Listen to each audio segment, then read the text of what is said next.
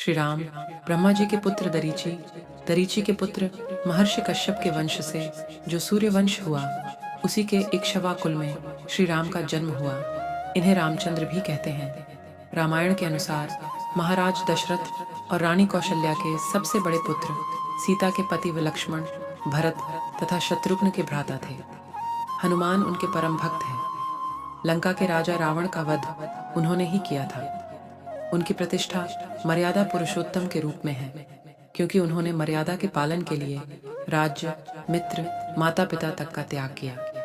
500 वर्षों बाद पुनः अयोध्या जी में मर्यादा पुरुषोत्तम श्री रामचंद्र जी के घर आगमन 22 जनवरी 2024 को हुआ। रघुकुल रीत सदा चली आई, प्राण जाए पर वचन न जाए।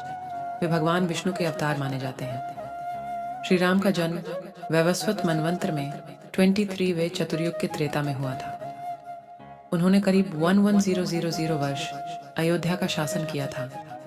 श्री राम विश्वामित्र के साथ यज्ञ की रक्षा के लिए छोटे भाई लक्ष्मण के साथ गए और ताड़का आदि राक्षस मारे। उसके बाद गुरु के साथ राजा जनक के यहाँ उनकी पुत्री सीता के स्वयंवर में पहुंचकर शिव के धनुष को तोड़ सीता से विवाह किया।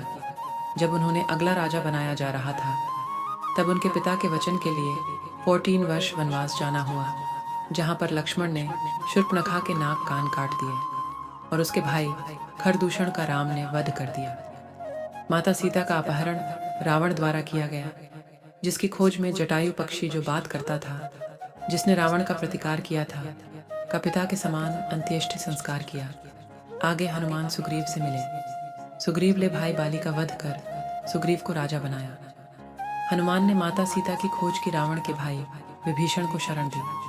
रावण और इसके लाख से अधिक पुत्र, 1.5 लाख से अधिक पौत्र को कुंभकर्ण, मेघनाद सहित मार गिराए।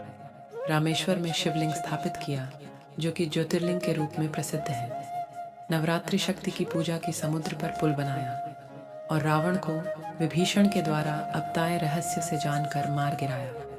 पुष्पक विमान ले माता सीता को अग्नि परीक्षा करा लेकर शीघ्र भारत भैया के पास अयोध्या पहुंचे। महर्षि वाल्मीकि ने रामायण की रचना की थी। लेखक गोस्वामी तुलसीदास ने भी उनके जीवन पर केंद्रित भक्तिभावपूर्ण सुप्रसिद्ध महाकाव्य रामचरितमानस की रचना की थी। इन दोनों के अतिरिक्त अन्य भारतीय भाषाओं में भी रामायण की रचनाएं हुई हैं, जो काफ़ी प्रसिद्ध भी हैं।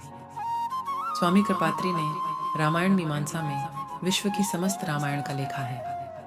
दक्षिण के क्रांतिकारी पेरियार रामास्वामी व ललई सिंह की रामायण भी मान्यता प्राप्त है। भारत में श्री राम अत्यंत पूजनीय हैं और आदर्श पुरुष हैं, तथा विश्व के कई देशों में भी श्री राम आदर्श के रूप में पूजे जाते हैं, जैसे नेपाल, थाईलैंड, इंडोनेशिया आदि। इन्हें पुरुषोत्तम शब्द से भी अलंकृत किया जाता है। इनका परिवार आदर्श थाई